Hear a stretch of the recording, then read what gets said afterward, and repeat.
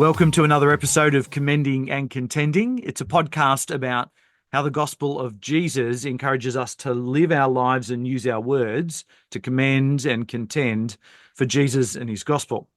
I'm Jonathan Holt, your host, and joining me today is Murray Capill. G'day, Murray. Hi, Jonathan. Good to be with you again. Terrific. Welcome back, by the way. You're our first return guest on this podcast. And let me jump right in. How has God been encouraging you recently? Yeah, well, I actually feel really encouraged just by what's going on in my own local church. Now, I have to say up front, I'm not the pastor there, so that's not why. But there's been a bunch of new people rocking up on Sundays, just turning up. Great. Last night we had a training session of a new care team, and just so encouraging to see a bunch of people really keen and enthusiastic to step up into care ministry in the church. Last Saturday, we had a one-day elders retreat where we're kind of looking at the big picture of church life, where we're at, what we need to really work on this year. Um, Middle of last year, we got a new pastor, and Wow. there's just a sense that he's really settling in well. He loves the church. People love him. And so just on multiple fronts, I feel like God's been really kind to us, and it's so encouraging to see the church in a good place. And so good to celebrate that local community of believers, the people you gather with each week, and seeing God at work in those ways as you kind of grow little bit by little bit. That's exactly it. Like the church, the local church, is the heart of God's project on earth. And I'm Mm. involved in another Christian ministry, raising up, training, equipping leaders. But ultimately, the real work of the gospel happens in and through the church of the Lord Jesus. And so healthy local churches are the highest priority. And when you see it, you've got to praise and thank God. It's a lovely Yeah, thing. and what a great encouragement. Because churches go through different stages and times, and what a lovely gift to you to be so encouraged by your local church right now. Yes. Murray, you're on the Gospel Coalition Australia Council. What do you enjoy about serving with that group of people? Yeah, well, I love the two things that are in our name, gospel and coalition. Um, they're both so important and they both belong together.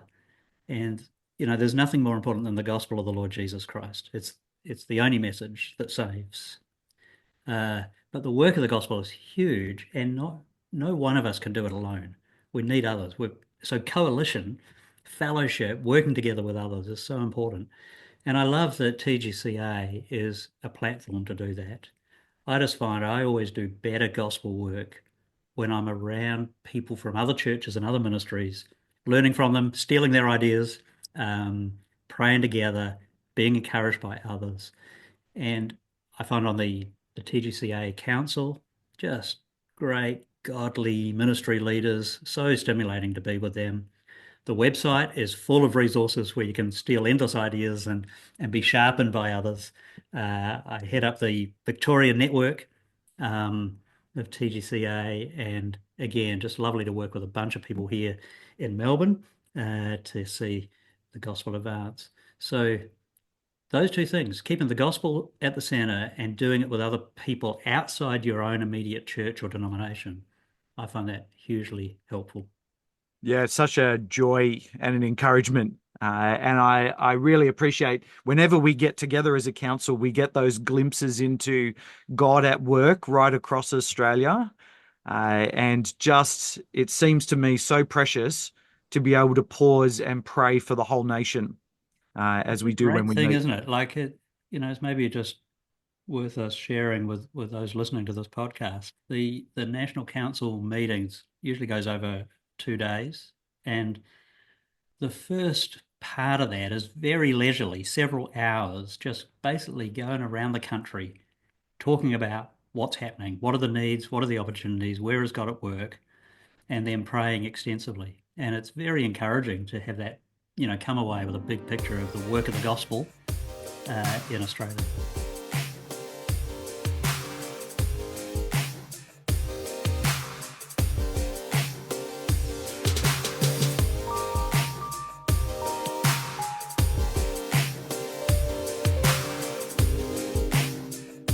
Maria, we want to offer you our congratulations. You've written a book that's won an award. The US Gospel Coalition has book awards, and in 2024, in the ministry category, your book called The Elder-Led Church was the winning book.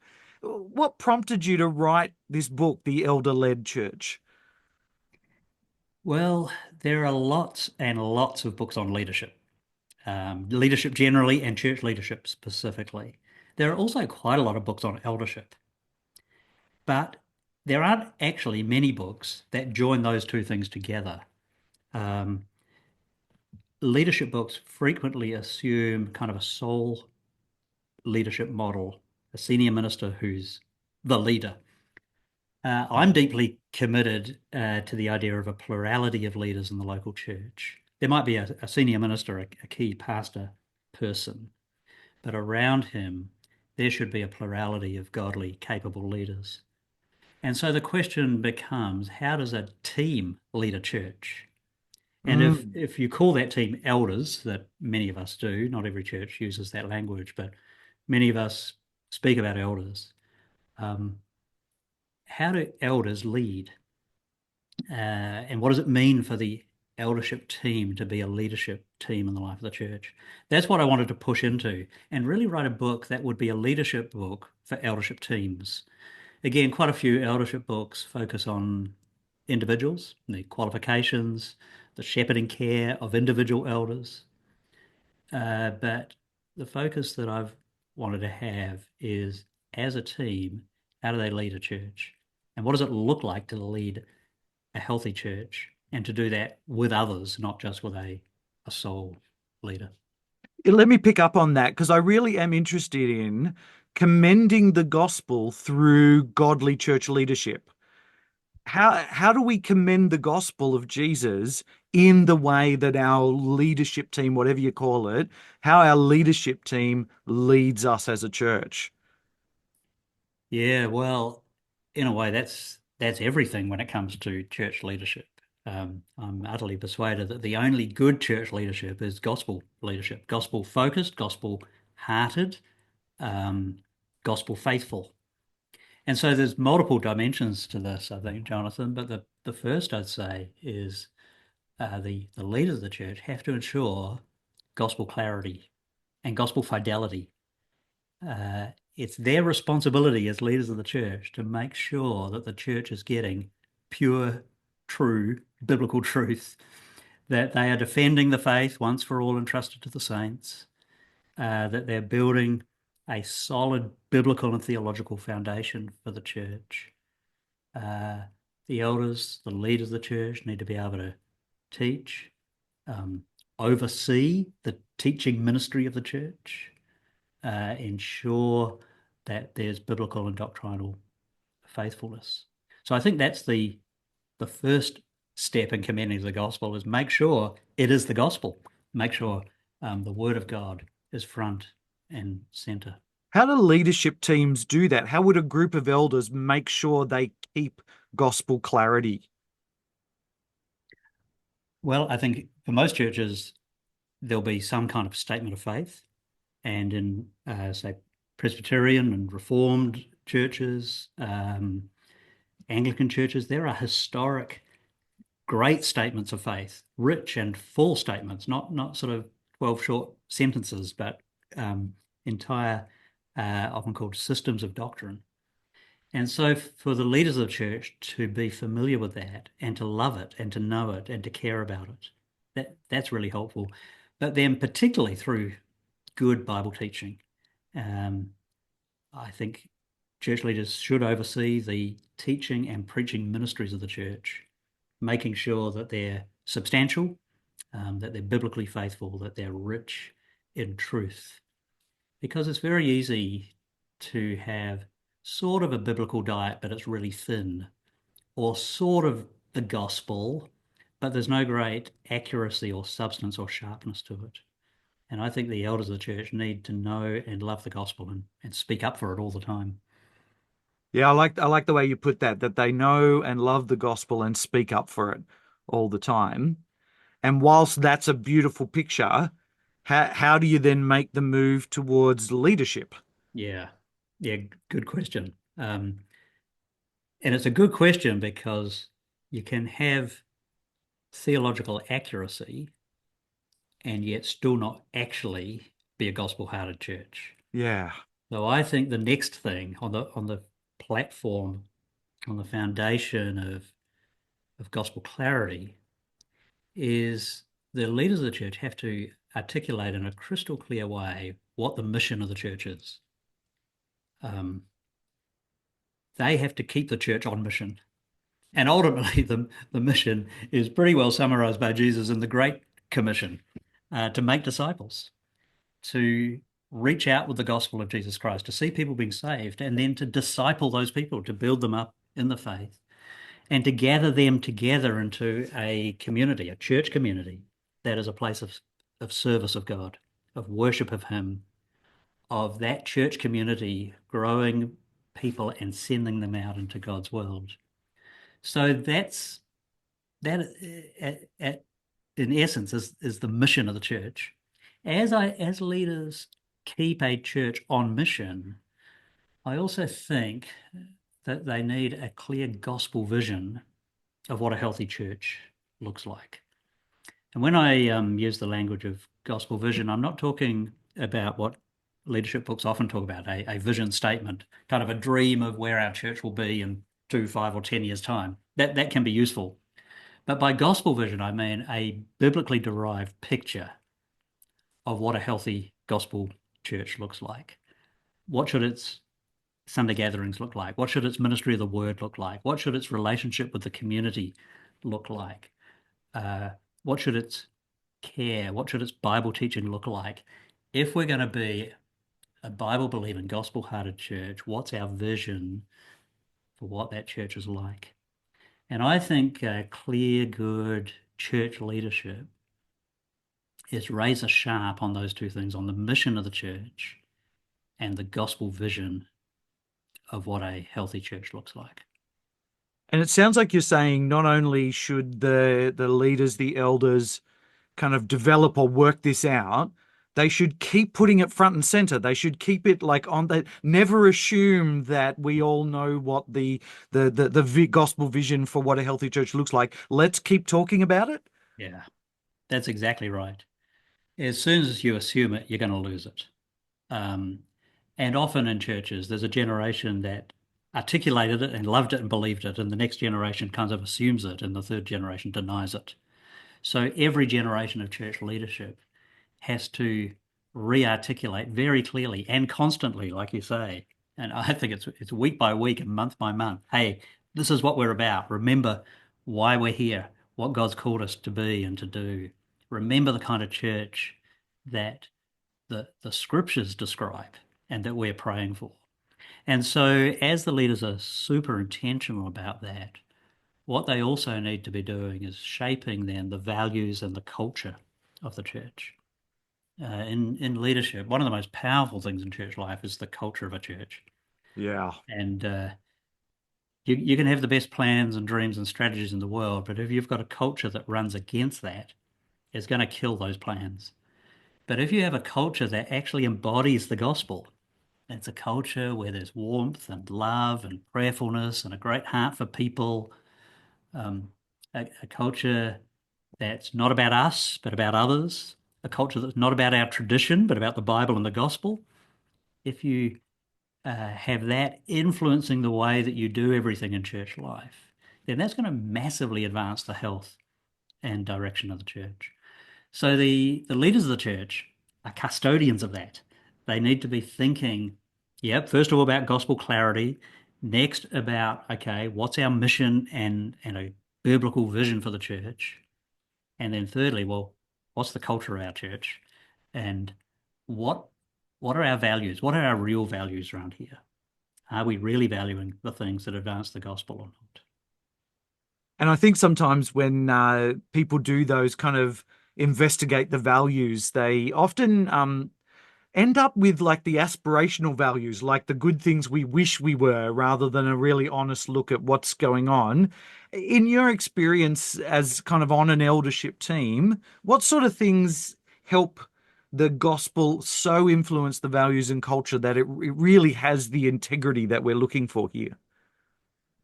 Well, again, part of leadership is articulating what matters, saying it again and again, and embedding it into church life.